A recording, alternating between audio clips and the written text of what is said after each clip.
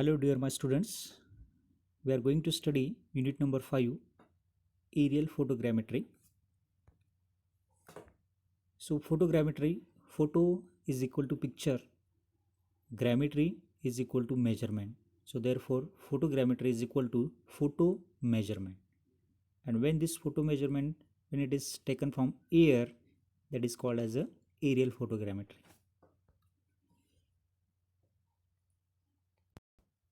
So we are familiar with photographs taken with normal cameras. These photographs provide us with view of object similar to the way we see them with our own eyes. So first figure, that is a terrestrial photograph. And suppose if we want to take a bird's eye view of similar features, then we have to place ourselves somewhere in the air.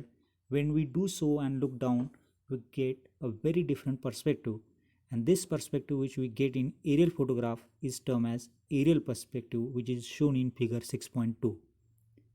And the photographs taken from an aircraft or helicopter using precision camera are termed as aerial photographs. So the definition of aerial photogrammetry: it is an advanced technique for obtaining information about material, object, area without coming in physical touch. It is the practice of determining the geometric properties of object from the photographic images.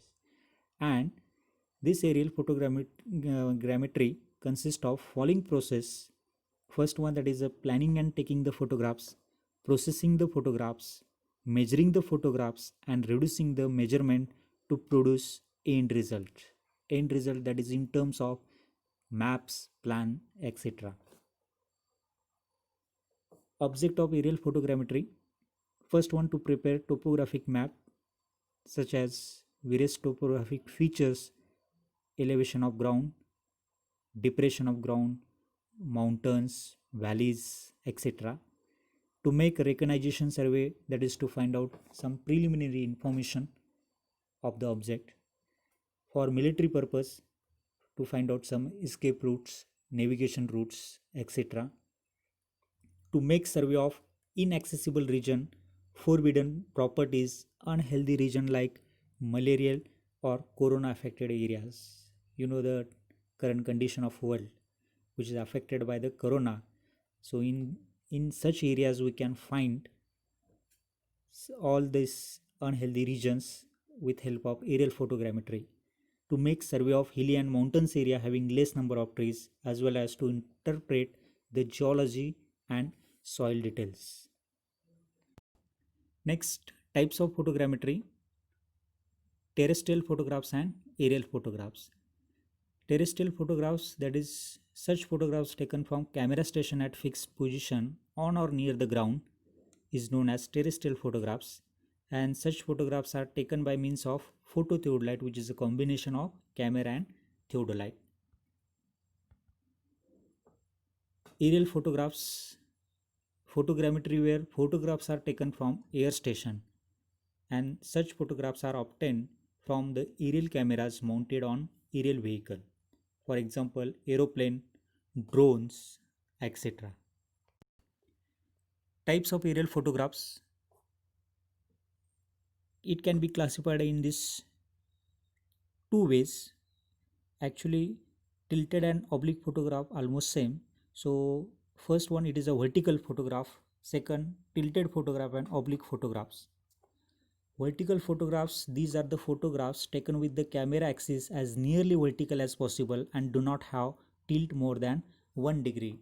Means the optical axis of the camera is in the direction of the gravity, is called as a vertical photographs, and it is the main way of obtaining photo images from topographic mapping. When the camera axis is perfectly vertical, the photo plane is parallel to the datum and the resulting photograph is truly vertical. Although vertical photographs look like map to layperson, they are not true orthographic projections, rather they are perspective view, and the principle of perspective geometry must be applied to prepare map from them. So this is the practical image photograph of this vertical photograph, which can produce most accurate maps as the variation in scale over the area is smaller and no area remains hidden However, the details in vertical photograph cannot be easily identified as the view offered is unfamiliar to the eyes. So here you can see here the optical axis of camera, it is perfectly vertical in the gravitational direction, or it is in the plumb line. So this is the vertical photograph. Tilted photographs, in spite of precaution taken, small tilt generally less than 1 degree and rarely greater than 3 degree are invariably present, and the resulting photo are called near vertical or tilted photographs. So in this, the optical axis is tilted from the vertical unintentionally by a small amount. So it is a tilted photographs. Precision method are available for analyzing accurately the tilted photograph. And oblique photograph, these are the produced by giving the camera axis and intentionally tilt up to 30 degree to the forward direction. Means here the photographs are taken and the axis of camera is not vertical but it is intentionally tilted. Such photograph, it is a oblique photograph. And when the image of horizon is included, and low oblique when horizon is not seen and the camera is tilted in excess of 3 degree. They provide the information of enemy territory without crossing the borders. Features can be easily recognized from oblique photos as these provide view familiar to the eyesight. However, some details remain hidden behind the tall structure. So this image you can observe vertical photographs. In case of oblique photographs, there are again two types, that is a low oblique as well as high oblique. So this image you can observe. In case of oblique photographs, it is a better for pictorial effect and perspective, whereas vertical photograph, it is a better for making maps as well as plan. So both images also shown here, vertical photo and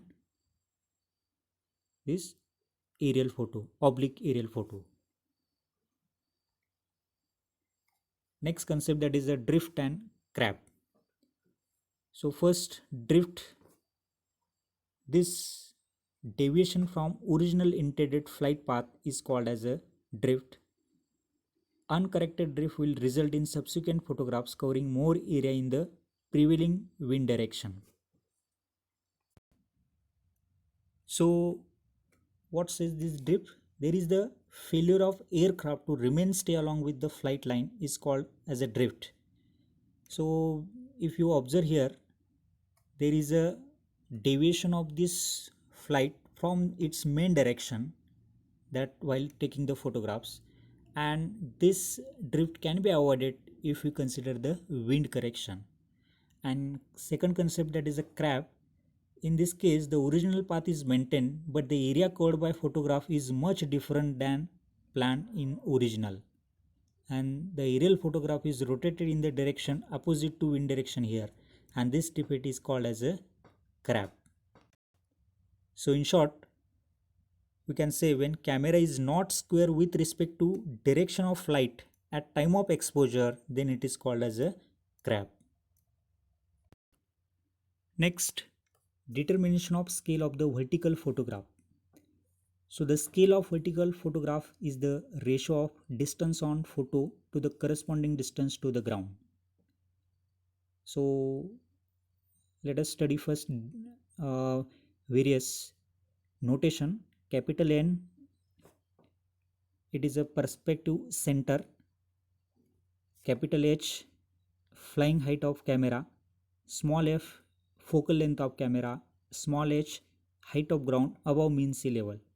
So in the construction, draw capital BK perpendicular to NV meeting at K from similar triangle NVB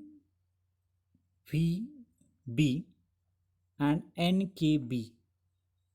So this both triangle. By using this similar triangle property, we can write VB